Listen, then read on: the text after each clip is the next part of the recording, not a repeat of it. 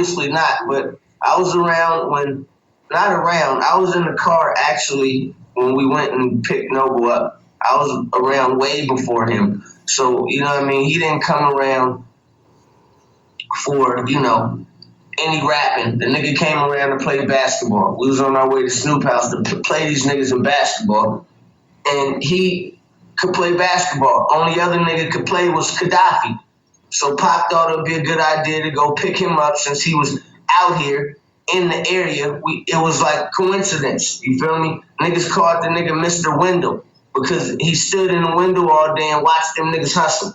That's Noble's nickname, Mr. Motherfucking Wendell. You feel me? Like they was clowning the nigga all the way to go pick him up.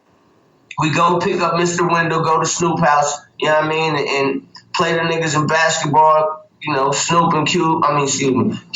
and Pac go talk and do whatever they do. But that's how Noble got around. He didn't get picked up in no limo by Gaddafi and Fado. The story that he tell is completely false. You know what I mean? And I have no reason to lie.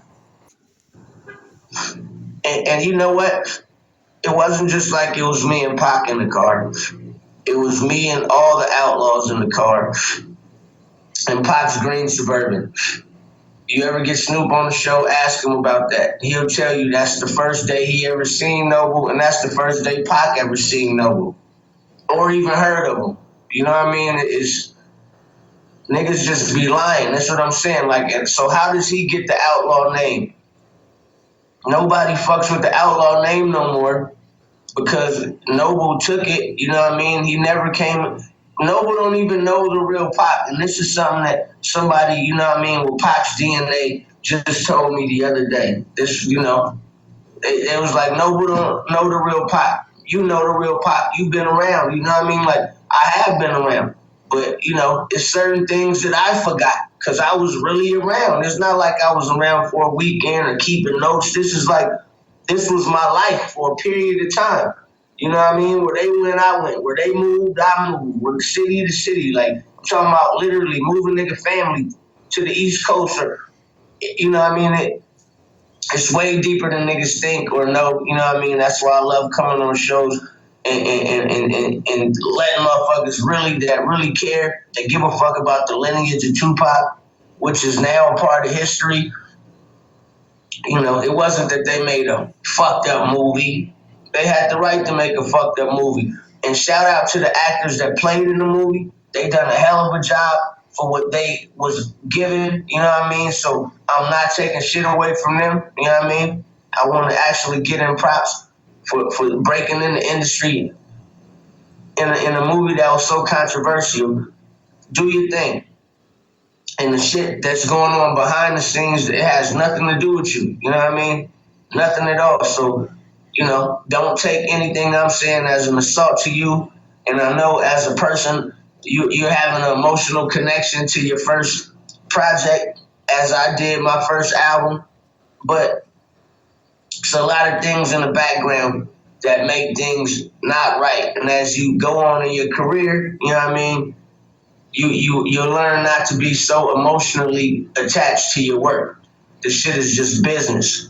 It only gets personal when friends start stealing from each other, people's mothers start dying, getting sued, and then your friend ends up in the Rock and Roll Hall of Fame. Like, we're not just talking about some dude who, sold drugs for a few years and made some millions. So now society's applauding him. Went to jail, society's applauding him. We're not talking about some dude who ran a ball from one end zone to the next better than the other, 10 guys on the field. You know what I mean? We talking about a dude who's, the movie was only put out to basically defame him with all he was, you know what I mean? And basically to hide him from generations to come.